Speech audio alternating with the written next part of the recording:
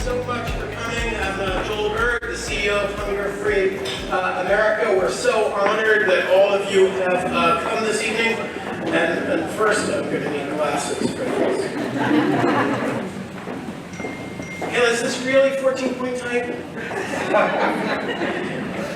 14-point type isn't what it used to be. You know, say.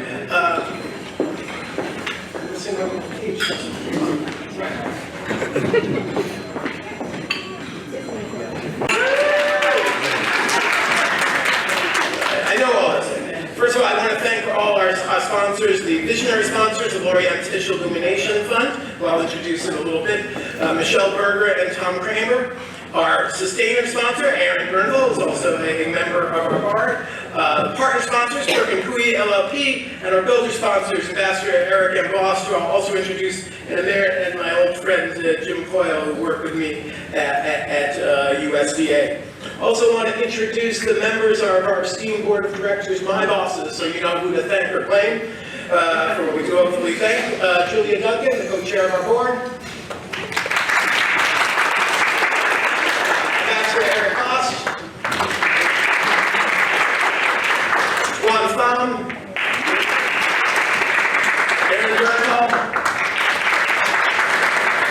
Did I miss anyone else? And I want to thank other attendees. Assemblywoman Ross was here earlier, and I want to bring up to the podium for a few minutes one of our great champions in the state assembly, Assemblywoman Joanne Simon. She happens to be my state assembly person. I live in Park Slope, Brooklyn, and she was one of the chief sponsors of a bill to increase school breakfast participation in New York State. Breakfast is the most important meal out of the day. To be schooled, you must be fueled.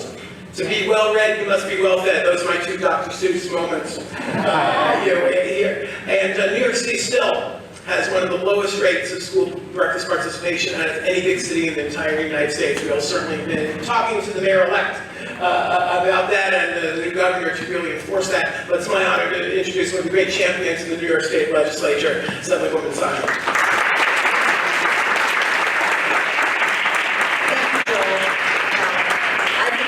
Here with anything written, either in 14-point print or smaller or larger. So I just want to say that I'm honored to be here. It's an honor to be in the State Assembly and to do the work that, to help be a partner with Hunger Free America in the work that you do. It's so critically important. And yes, very good Dr. Seuss moment, but kids do need to be I don't know what you said again, but anyway, children need to eat. And also, I'm just very pleased that I know the women of the state legislature are going to be partnering on working on nutrition and farming this year, and connecting the dots between the farms that we have in New York State and better nutrition in our schools and in all of our communities. And so I'm really excited to be working on that as well. And I want to thank you all for coming and supporting this great organization. Thank you. Thank you so much. And you know, a lot of people don't think of it this way, but hunger is a women's issue. Households headed by single women are 3 times as likely to be food insecure as average households. And while the largest number of people in America who are hungry, who receive SNAP, what used to be called food stamps, who are in poverty are white, it's also true that people of color disproportionately going to suffer from hunger and food insecurity. African American hunger is now twice the rate of the national rate. Latinx hunger is almost as high. And if I may say, a lot of people have been marking at why is it that low-income neighborhoods and community of color have been more likely to contract COVID and die from COVID? And people say, well, people in those communities are more likely to be essential workers. They don't have the luxury of working from home, from Zoom, the way I do. You know, most days they have to go out and be out in public. True. Low-income people and people of color are less likely to have health coverage, more likely to be in neighborhoods where the quality of the coverage is less good, true.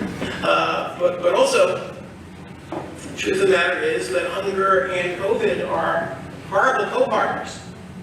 That we know that if you have a compromised immune system,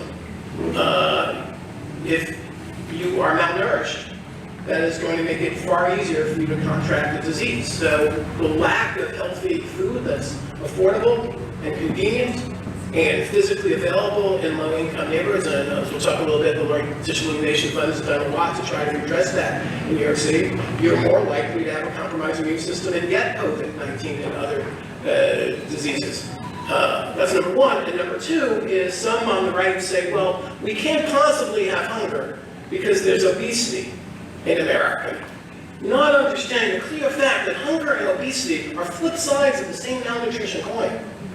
That because healthier food is harder to get, it's more expensive, it's less convenient, and because our hungriest neighborhoods also have the highest rates of obesity, they have the highest rates of hypertension, the highest rates of heart disease, and those are all comorbidities for COVID, and that's one of the reasons these neighborhoods have had the highest death rates from COVID. So this is clearly two issues tied very much together. I also see Cassandra Grano, the co-chair of our board, is with us. She has the great Xavier mission on 15th Street in Chelsea at the edge of the village. Does great work every day. We're honored to have her as one of the co-leaders of our board. Let me just say a few more words about Hunger Free America. You guys are here. You're either partners of ours, donors, or elected officials work with us. And people go, what are you? Are you an advocacy organization or are you a direct service organization? And so much in the nonprofit sector, you have to be pigeonholed one or the other. And when we say we're both, people act like we're a duck-billed platypus. What is that? Well, the fact that we do both makes us so much stronger. Because we're out there every day, and we have, I want to thank all our amazing staff here, who we have pound for pound, dollar for dollar, the best staff of any nonprofit I know, all of whom are underpaid.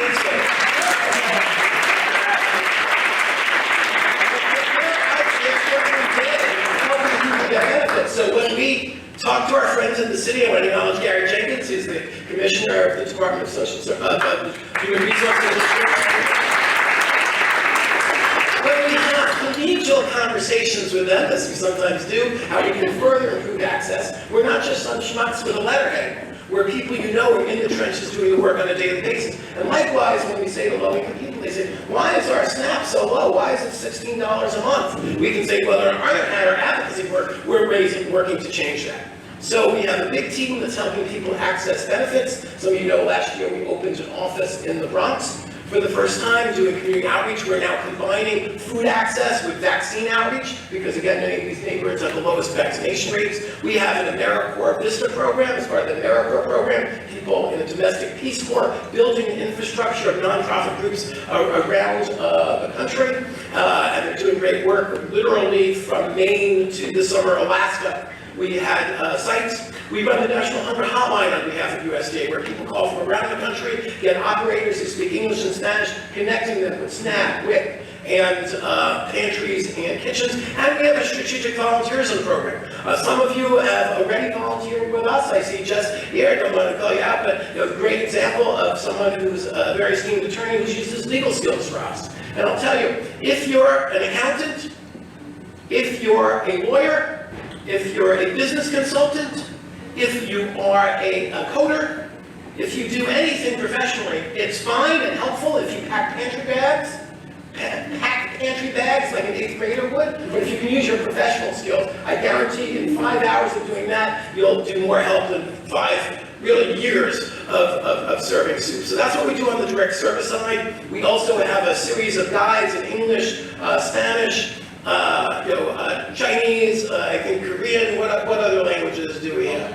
Polish, French, that also available on our website that tell people by neighborhood and citywide where they can get food from pantries and kitchens, and from also SNAP and WIC. And just to say, in the pandemic, the biggest image of hunger in the pandemic, you may have seen a few thousand cars lined up outside a food bank in San Antonio, Texas. And Ambassador Boss here from our board of directors, he was the Commissioner of Social Services, or the Secretary of Social Services for Texas, so you'll hear me out, this is absolutely true. before going on to work as Undersecretary of USDA and then Ambassador to South Africa, he can tell you that the SNAP program dwarfs the charities. We love the charities, there are pantries and kitchens here, but understand, that image, you say, oh wow, a few thousand cars lined up outside the San Antonio Food Bank, that's amazing. That same month, in that same county, 297,000 people were getting federally funded SNAP benefits, equaling $33 million in federal benefits. Before the pandemic, the federal safety net programs were 15 times the dollar amount of food distributed by every soup kitchen, food pantry, food rescue group, self-help group, mutual aid society in America, 15 times. And since the pandemic, it's dramatically increased, probably 20 times that. And so that's why we do so much work on the safety net. And sometimes less enlightened elected officials, they love to support the touchy-feely of just giving out, turkeys on Thanksgiving, and that's vital. But Assembly Woman knows, and the other supporters here know, you need to eat 365 days a year, not the one day a year the flashbulbs are on. And that's why it's so important we're there 365 days out of the year. And that's just our direct service act. We're probably best known as an advocacy organization. Played a key role in working to expand the safety net, and we're an Assemblywoman Simon to support her bill to make school breakfast available in schools around the country. And so I see Senator Schumer has arrived. I will introduce him in just a few minutes, but we're just so honored to...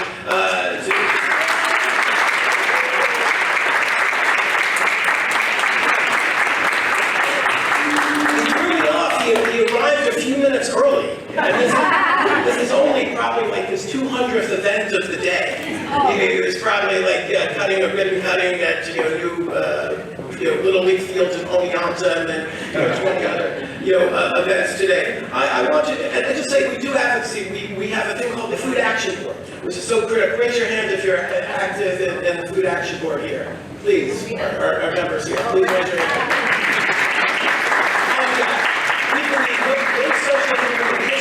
It's been won by one people on behalf of them. And that's why it's so critical that we engage people with lived experience with poverty to fight on their own behalf. So I want to bring up Isabel Vera-Calderon.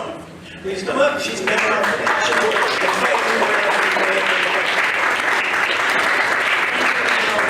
Good evening, everyone. Thank you for being here. I am very privileged to be here. I feel honored. I am a mother of 3 and a grandmother of 3. I am a Bronx resident and a second-generation immigrant from Ecuador. I go to college. I've been trying to move up the ladder.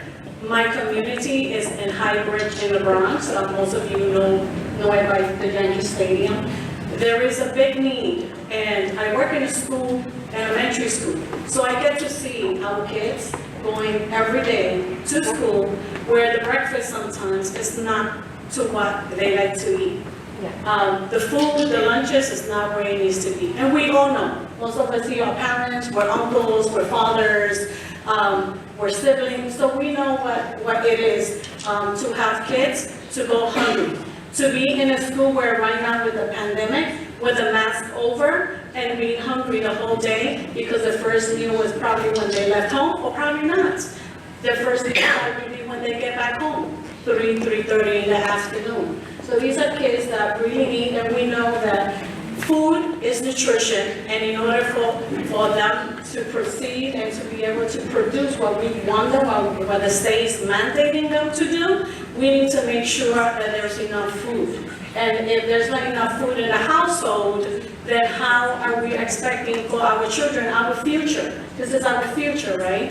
We want them to be able to have enough food in their home. I have seen kids that sometimes they take a bagel, a muffin with them because they might go home and they know there's no one to get them something to eat, or they might not have any food in the refrigerator. We have kids that sometimes we let them spend more than an hour eating breakfast or lunch because we know that that's what they need at that moment. And I'm very happy that this organization, Hunger Free, has been able to give us those tools to be able to provide us with information, with education, with nutrition and facts that we are able to go and filter down to the people that we know. So we have here people who have 10, 20 people that know 10, 20 people, and the information that is given to us, we pass it down to our parent coordinators, to our friends, our family members, and this is how we were able to survive during the pandemic. The social media, WhatsApp, thank God for WhatsApp, we've been able to be connected. Parents, grandparents have been able to give the information because no one knew where to go, how to get it, who do you call? The lines were busy, no one was in the offices, and there was a lot of people who needed the need. And I am glad that we continue the fight, that we continue to stay strong and to fight together, right? Because it takes a village, right? And we're the village. Thank you.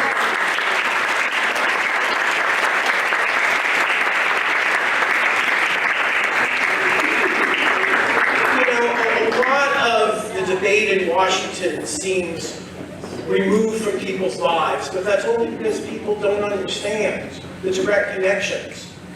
Senator Schumer, and I'll introduce him in a little bit, has been fighting so hard for this reconciliation bill. And understand a key part of the reconciliation bill deals with exactly what she was talking about, making sure school meals are better funded, so they are healthy and more available and free. And that's a key part of what the Senate is fighting over now. Now, it's my great privilege to introduce a video from the amazing chef and activist Tom Colicchio, and then we'll hear from his amazing filmmaker, wife, fellow activist Lori Silverbush after that. So take it away, video from Tom.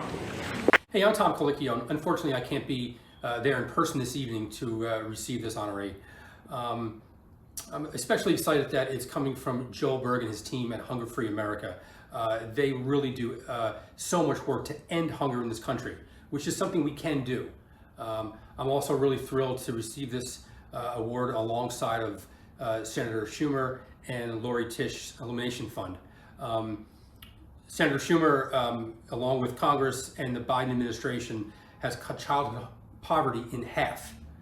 So I just want to say thank you for that work. I also would be remiss if I didn't say thank you for the work that Senator Schumer did to make sure that restaurants receive funding during the pandemic. Thank you very much. I can't be there, but I'm going to leave you in the able hands of my wife, Lori Silverbush. And in fact, she should be the one who's receiving this honoree.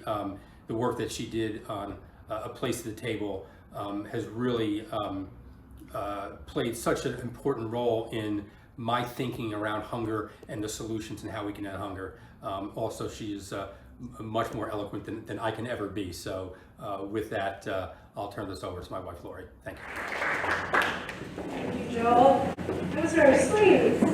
That was coming. Well, I'm going to be super brief so that Senator Schumer doesn't have to leave. I met Joel I think it must have been 2008 with my partner, Place at the Table, and I was researching the issue of hunger.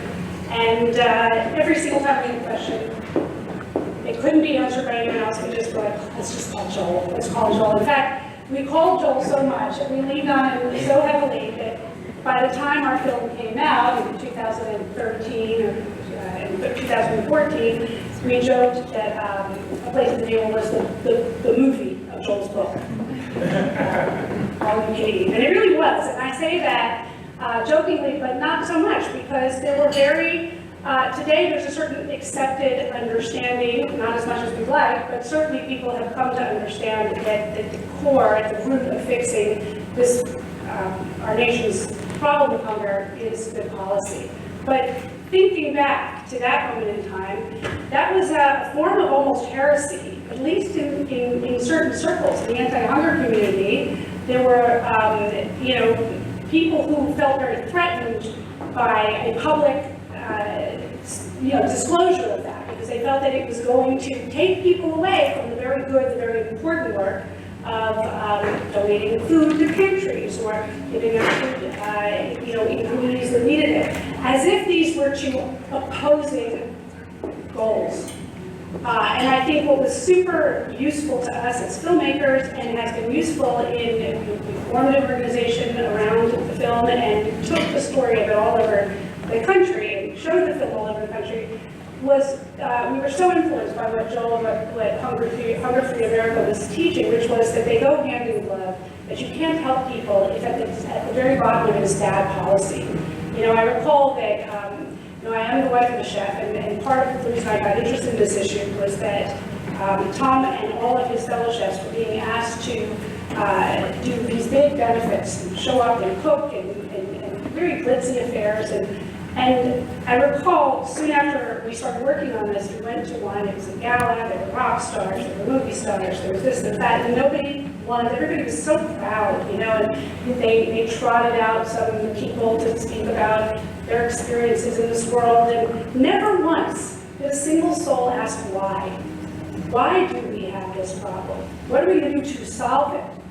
Because even after that night, and that night raised a really huge amount of money, but I did the math on the back of a cocktail napkin, and I realized that we would have to have a night like that every single night of the year for 12 years just to make up for the cuts to the food stamp budget, to the staff budget that were on the table that year, and about to be voted on by both Democrats and Republicans that year. So it was clear that great policy needed to be part of the conversation, and I feel like Joel never lets it leave the conversation. He always keeps it there, and over time, it has had a profound effect, a profound impact. The nation has caught up. COVID has helped people catch up to the idea of systemic solutions.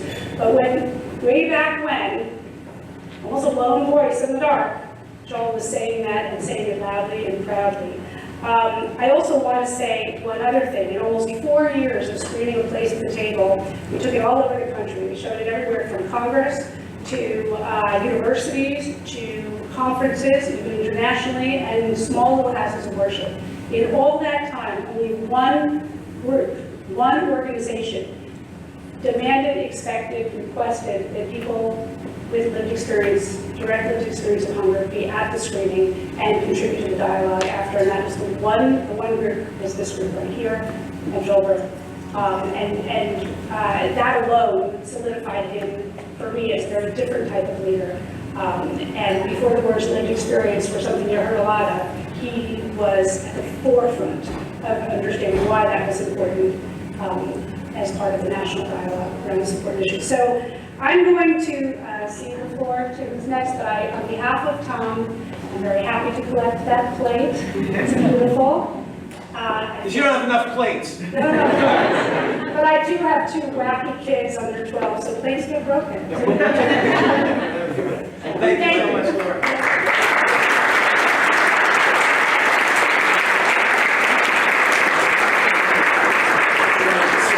Pleasure to introduce Senator Schumer. You may have noticed we're in the shadow of the Statue of Liberty here. My mother came to this country with her parents through Ellis Island, just out that window, in 1922, from the central community of Chortów, Poland, in the Ukraine, very similar to where Senator Schumer's family is from. And when people have gone through that, the ones that have proper memories understand that a threat to justice for anyone is a threat to justice for everyone. And I had the pleasure, you probably don't remember, I met you in 1984 at the Democratic Convention when I was 2. And you were a 3-year-old congressman, amazingly, and he has never given up his commitment to social justice as well as his commitment to serving the people of the state of New York. I just want to say, again, these debates that get so hazy, understand this. Child poverty was cut in half in the last year because of Chuck Schumer, Nancy Pelosi, and Joe Biden.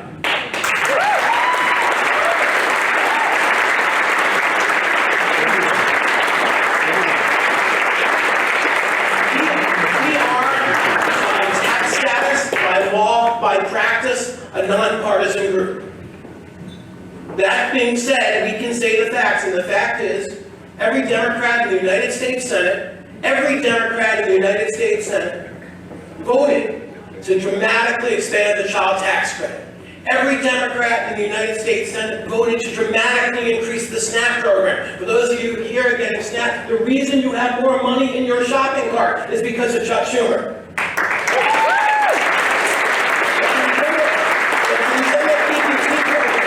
The pandemic PPP program, which gave money on cars to parents when schools were closed. a brand new program, which, don't tell our friends at Fox, but also helps undocumented families. The hungriest people who are working the hardest are getting help, including working families, native-born people, because of Chuck Schumer and the Democratic majority. And we have a large AmeriCorps program. And that's a national service program that helps middle-class and low-income and upper-class people pay their way through college by serving their community. He's been a long champion of that, and everything that matters to the people we represent. Understand politics does matter. Understand who you have in office does matter. Do not think all sides are the same. Do not think nothing can change. There are no permanent victories, but there are no permanent defeats, and we're so lucky that we have the Senate Majority Leader for the United States.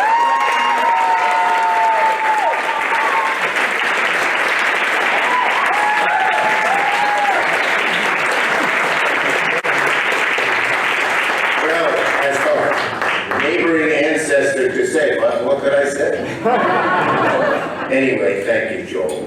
And I have to say, and I want to add my voice to the last speaker, Ms. Silverbush, that there's been no one who's done more to help feed the hungry. No person I know than this man. We're all instrumentalities, and we do what we know is right, and we push hard. But no one does it. And what I love about Joel is the combination of both his passion, but his good-naturedness. He's passionate about this, but he never really seems to get angry, and that's a good thing. He seems to just push himself further and further and further, and so he's beloved. Nobody dislikes this guy.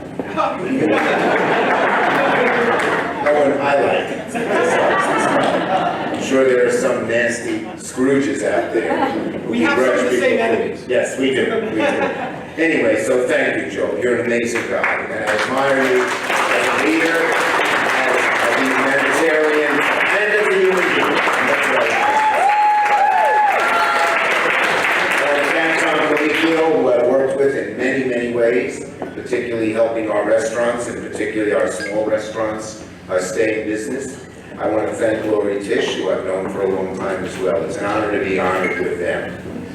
Now, we all know this. Food insecurity is a huge issue in our country. The problem has been exacerbated by COVID-19. COVID-19 was like a magnifying glass.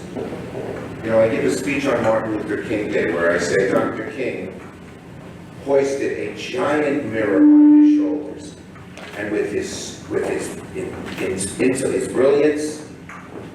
his eloquence, and his faith, he forced America to look into that mirror. And America didn't like what it saw. And we began the slow road we're still trotting on towards equality. COVID, in a different way, was similar.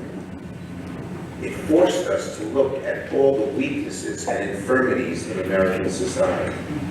Why did more people of color get COVID? Why did more people of color die of COVID? Because they had lousy health care, which existed long before COVID. And the same thing with hunger.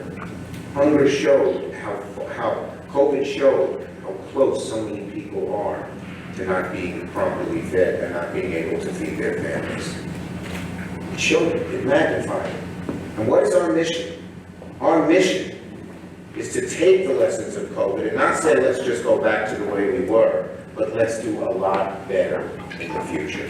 And that's what everyone's doing. That's what Joel is doing. That's what Hunger Free America is doing. And that's what I'm trying to do here in the Senate. We all agree, no child. When a child goes to bed hungry, you ate. That child aches more than us. But we ate just to think about it. And when a parent worries how they're going to feed themselves or their child, they ache even more. It's just an awful, awful thing to think about. So we have sort of taken the lessons of COVID, and we've tried to do things in Congress, working with Joel, and Hunger Free, and everybody else, so many others. So here are some of the things that have been done, and then some of the things we're trying to do. We've allocated billions of dollars, of course, to the Special Supplemental Nutrition Program for Infants and Children, that is WIC. to help moms and small kids get the nutrients they need, and provided waivers, because there were so many bureaucratic barriers, stupid in a way, so they could get the program easier. We provided $1 billion for TFAP to help food banks, which you've all been so involved in. One of the things we're proudest of is the pandemic EBT, which provided SNAP benefits to households when the schools were no longer feeding the kids. The child care centers were closed because of public emergencies. And then, to get the bureaucracy out of the way, we granted the Secretary of Agriculture the authority to issue waivers, making it easier for the school programs to feed during COVID. We boosted SNAP by 15%. And finally, we provided nutrition assistance grants to Puerto Rico, American Samoa, and many other islands which had not gotten them. We increased access to SNAP by removing the college student work requirements. Those always stood in the way. You can have food or you can work. How stupid. How effing stupid.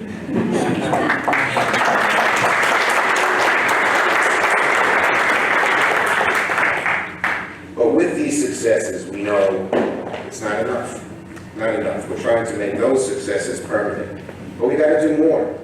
So in the Build Back Better program, we are doing several other things. We're trying to expand the community eligibility provision, CEP. That will increase the number of children. We increase the number who have access to free and nutritious meals at school. We established a summer EBT program. We learned from the PEBT when the schools were closed. Well, in the summer, schools are closed. Why shouldn't we do the same thing after COVID than we did before and feed the kids who aren't going to school? And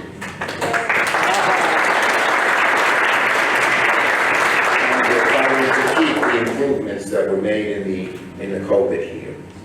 So, we still have a long way to go.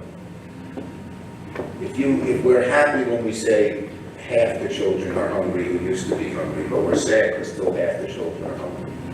Our goal, our mission, we can achieve it, is to fight and fight and fight until no child, no person goes to bed hungry in America. We can do it, and we will together. Thank you very much.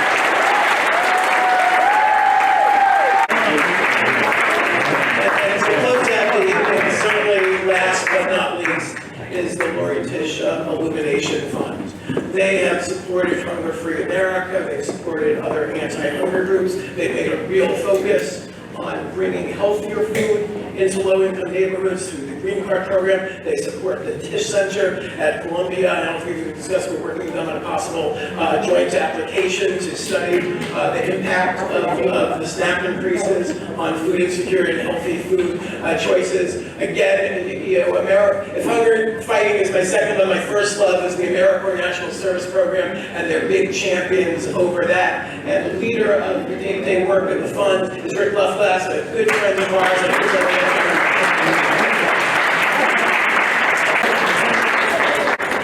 Thank you, Joel, and thank you all. It's a tough act to follow, both Chuck Schumer and Lori Silverbush, so thank you very much for this honor. Lori Tisch did ask me to send her regards and regrets that you couldn't make it. So we are very proud of the work that we've done with Joel and Hunger Free America. When Lori formed the Illumination Fund in 2008, one of our first initiatives, and Joel mentioned this, was the New York City Green Cards Initiative, which would have never gotten off the ground had Joel not been an advocate behind it. He was one of the community organizations and spokespeople who really made that happen through policy advocacy. And now I don't know how many of you know that Joel is a bit of a TV and film celebrity. Not a well-known fact. He has been a guest on, let's see, Daily Show with Jon Stewart, Hardball with Chris Matthews, etc. And so why do I say this? It's because about 10 years ago, we commissioned a film called The Apple Pushers about the New York City Green Cards Initiative and the legislative process, as well as the vendors themselves, who were mostly immigrants. And there is a scene in it that the filmmaker found of a city council hearing where Joel was literally butting heads with one of the city council members who was opposed to the program. There was Schumer, there was pathos, there was passion, and yes, ardor and anger. And Joel made that scene come alive, frankly. I mean, it was after the fact. He was not acting. It was archival footage. But I saw the film literally about 10 times, literally. Every single audience when we showed broke out into laughter when Joel took on John Lee, the council member at the time. So I don't know if I told you that, Joel, but you were a hit. I appreciate it. So, and the irony of trying to do something good is that there are always people who disagree. And we talked about it and heard about it in the context of policy. We heard about it at the federal level. It was happening at the city level. And sometimes it just takes perseverance. It takes sometimes anger. Really putting your fist down and saying, this is one of the most important issues that our city and our country faces, and whether that's food insecurity or access to healthy food or a snack. In this case, it was access to healthy food. It was a program that the Department of Health wanted to do, but there was one thing stopping them, and it was a particular antiquated city law, where they wanted to use, DOH wanted to use street vendors as a way to increase access and availability of affordable, healthy fruits and vegetables in neighborhoods that were otherwise underserved, and that had particularly high rates of diabetes, cardiovascular disease, and obesity. Sounds like a great idea, but the city had a cap on the number of street vendors.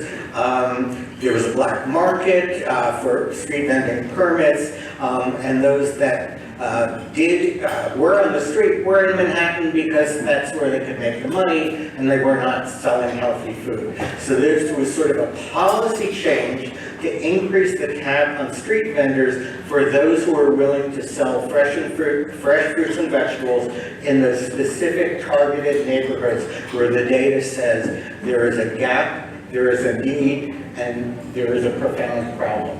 And so Joel was very key on that. For those of you who don't know the Illumination Fund, our mission is access and opportunity for all New Yorkers. It's fundamentally an equity agenda, and it's the premise that no one should be defined by the circumstances of their birth or their zip code. And all too often, whether it's access to education, access to healthcare, access to healthy food, access to the arts, access to a range of areas of economic opportunity, too often zip codes correlate with those issues. And so that's what we've tried to do. At the same time, as Joel also is always clear to say, it's always a partnership where policy and government has to be the main lever of change, because you can, the most generous foundation, and we're fairly small, it just is a drop in the bucket when you have so much money involved, needed around SNAP, around WIC, around earned income tax credits. And so we're glad to play a part, but it would not happen without the policy advocacy of groups like Joel's.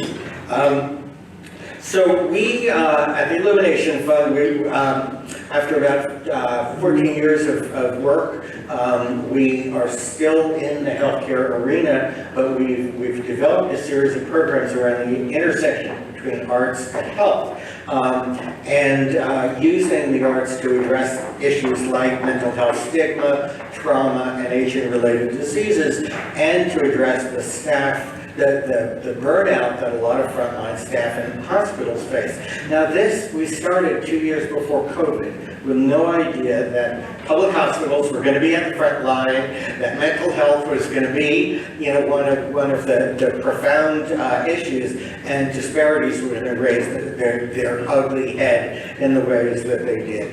So we are grateful to all of the organizations that have blessed us with their work that we've been able to support, and what was New York City Campaign Against Hunger and what is now Hunger Free America is at the top of that list. So thank you. So I just want to close out. Thank you everyone for coming and saying, you know, I appreciate all the praise of myself tonight, but it was a little over the top. I just want to, you know, emphasize that we cannot do it without an incredible board of directors,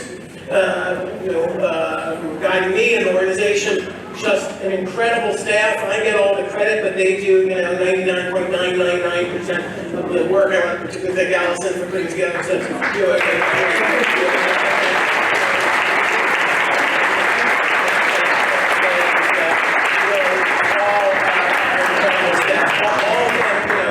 double their salary going across the street to work for a for-profit entity, and they're working for us and doing this work, and many of them have committed their lives to this. So thank you, and to thank you for our Food Action Board ambassadors and members.